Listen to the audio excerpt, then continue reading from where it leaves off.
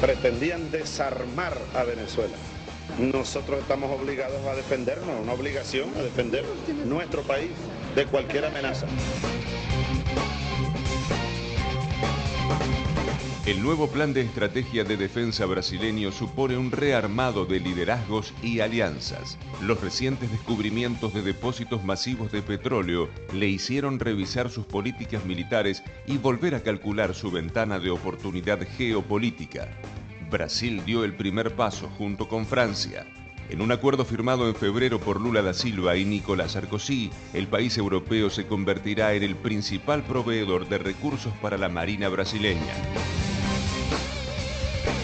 O presidente Sarkozy defendeu que o Brasil faça parte do Conselho Permanente de Segurança da ONU. O presidente Lula disse que Brasil e França vão dar um exemplo ao resto do mundo no que se refere a desenvolvimento e meio ambiente.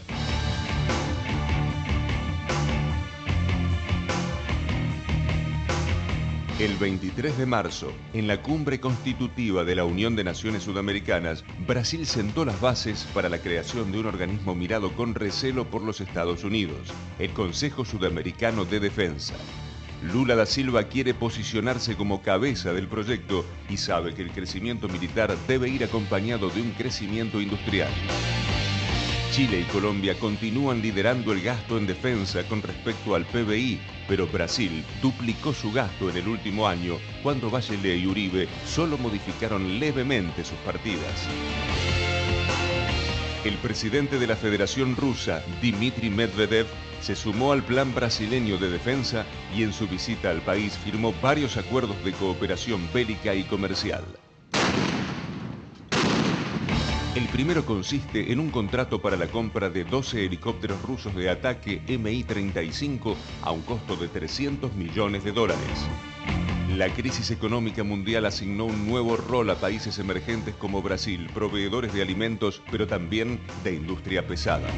Da Silva lo sabe y, como dijo recientemente, el nuevo plan de defensa no es un proyecto de gobierno, sino de Estado.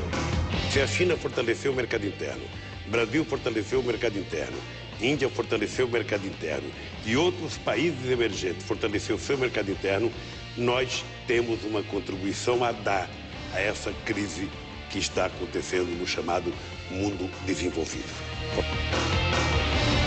El Plan Estratégico Nacional de Defensa del presidente Lula busca un compromiso amplio de todas las fuerzas políticas para un verdadero cambio de la política militar del mayor país del continente. Aliados y detractores lo siguen de cerca. El gigante latinoamericano está planificando nada menos que una inversión de $3.000 millones en defensa que serán gastados hasta finales de 2010.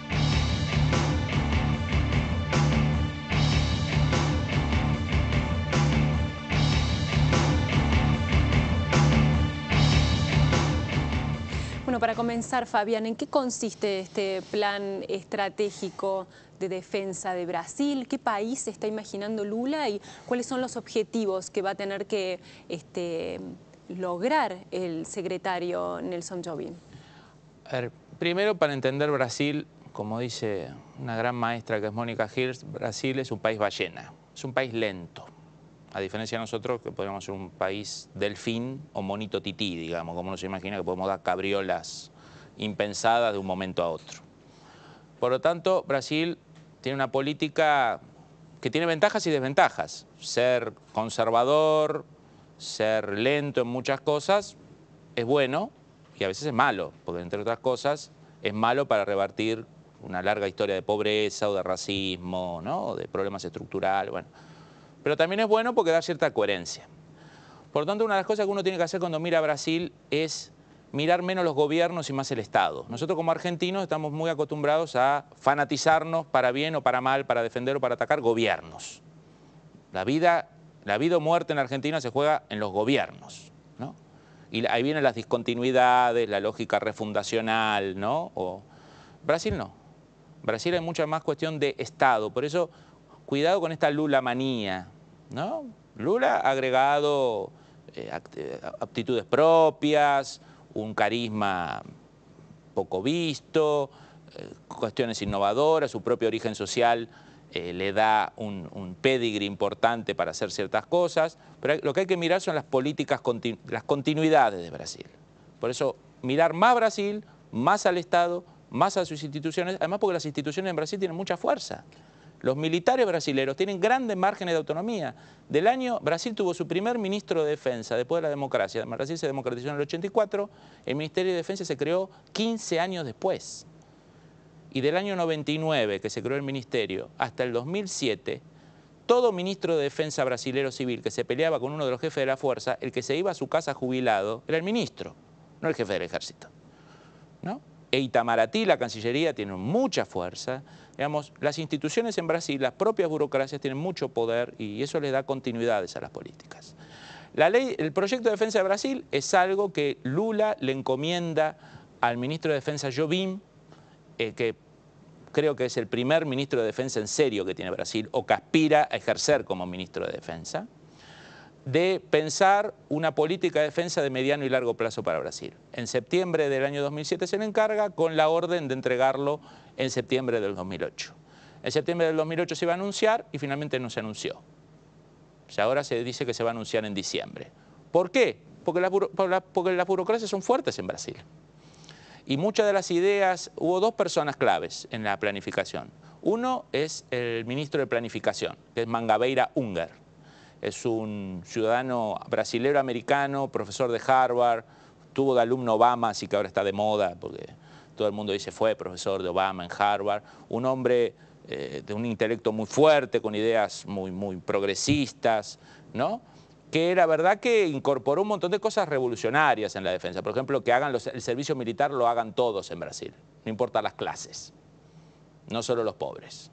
O que haya más mujeres en las Fuerzas Armadas, que se haga servicio militar femenino, para hacer no tareas militares, pero sí de sostén logístico a las Fuerzas Armadas, ¿no? Un conjunto de proyectos que no es para un país ballena y conservador como Brasil.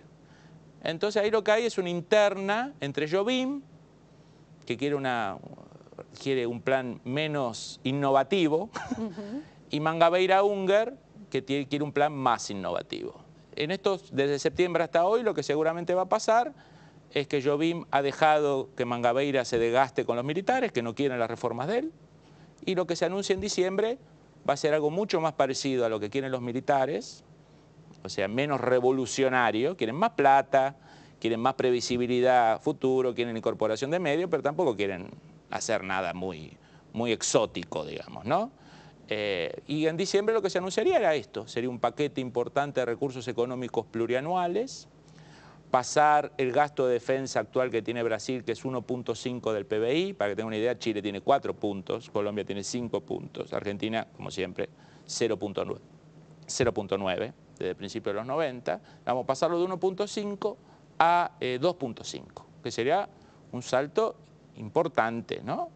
Para las proporciones brasileras. Y el objetivo sería consolidar dos hipótesis de conflicto que tiene Brasil. Uno es la protección del Amazonas, lo que ellos llaman el Amazonas verde. ¿Frente a quién? Frente a grupos no estatales, sean insurgentes, FARC, paramilitares, narcotraficantes, y para eso desarrollar capacidades contra insurgentes, contra actores armados no estatales. Y también contra ellos, lo que ellos llaman la injerencia de una potencia extrarregional, que todo el mundo es un eufemismo que utilizan para hablar muchas veces de Estados Unidos, ¿no? Y para eso el ejército se montaría, lo viene haciendo de tiempo, pero ahora con más recursos, una estrategia asimétrica. Brasil hace 20 años, todos los años, manda un grupo de oficiales religiosamente, por ejemplo, a tomar cursos en Vietnam. Y en Vietnam lo que se enseña es cómo hacer guerra asimétrica, ¿no? La otra hipótesis de conflicto que tiene es el Atlántico Sur. Un paréntesis para explicar qué es la guerra asimétrica. La guerra asimétrica es un enemigo mucho más fuerte.